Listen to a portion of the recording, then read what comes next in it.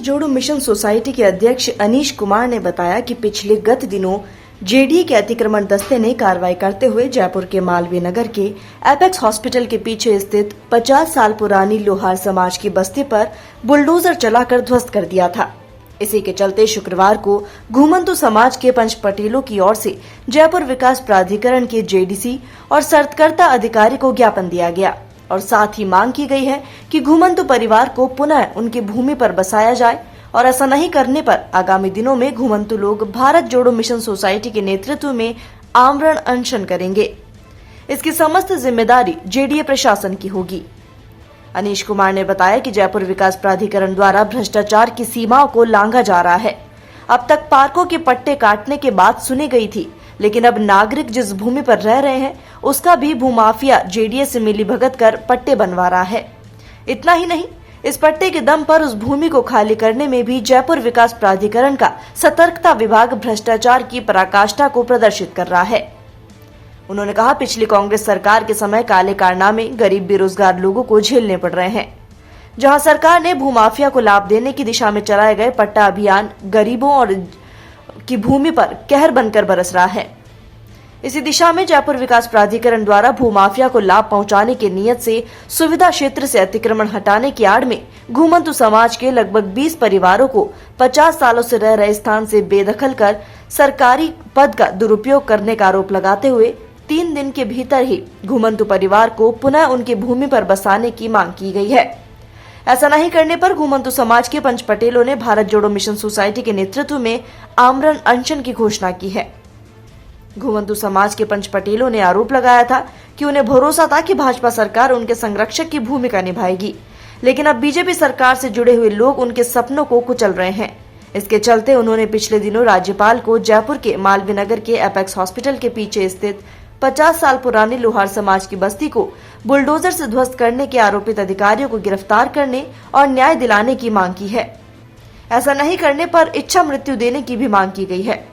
इस मामले की शिकायत मुख्यमंत्री से की जा चुकी है, लेकिन लगता है संघर्ष के अलावा अब रास्ता नहीं बचा है। ऐसे में राजस्थान में घुमंतु समाज में शामिल 52 जाति के लोग इस मामले में शीघ्र ही धरना प्रदर्शन करेंगे। सरकार के नहीं मानने पर भारत जोड़ो मिशन सोसाइटी के अध्यक्ष अनीश कुमार ने आमरण अनशन की घोषणा करते हुए कहा कि सरकार को घुमंतु समाज के रजिस्टर संधारित करने चाहिए ताकि वे जहां रह रहे हैं उस स्थान को सुरक्षित किया जा सके और अब वह घुमंतु समाज को न्याय दिलाने के लिए मरते दम तक संघर्ष करेंगे।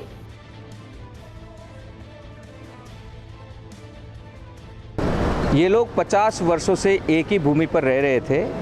भूमाफिया ने गलत तथ्य देकर पट्टे बनवाए। ये जब रह रहे थे उस जगह पर तो फिजिकल वेरिफिकेशन हुआ नहीं, उसके बिना पट्टे बनवाए। अभी जो कार्रवाई हुई है उसमें जेईएन स्तर पर ये कागजात सामने आए हैं कि उन्होंने इस टीम को सिर्फ 500 गज अतिक्रमण हटाने भेजा था, लेकिन यह टीम मिली भगत कर पूरे 5000 भूमि को अतिक्रमण मुक्त कर इनके सामान को गायब कर और भूमाफिया को वो ज़मीन सौंप कर आ गए। हम लगातार प्रयास कर रहे हैं, ये जो सड़कों पर है इनकी ज़मीन जो छीनी गई है इन्हें वापस दिलाया जाए। इनकी जो इज्जत को तार तार किया गया है उसका खामियाजा इन अधिकारियों पर कार्रवाई कर किया जाए। प्रथम दृष्टया यहाँ इन्फोर्समेंट अधिकारियों के नेतृत्व में जो टीम गई है उसका पैसा लेना पाया गया है। हम संघर्ष करेंगे, 3 दिन का टाइम दे रहे हैं। सोमवार के बाद हम बड़ा धरना प्रदर्शन करेंगे और आमरण अनशन की घोषणा करके जा रहे हैं। हम भारत जोड़ो मिशन सोसाइटी के नेतृत्व में घुमंतु समाज के सभी नेता आमरण अनशन करेंगे 3 दिन बाद। जयपुर विकास प्राधिकरण सुन लें और जो अधिकारी भ्रष्ट है वे सुन लें। मैं अनीश कुमार, अध्यक्ष भारत जोड़ो मिशन सोसाइटी।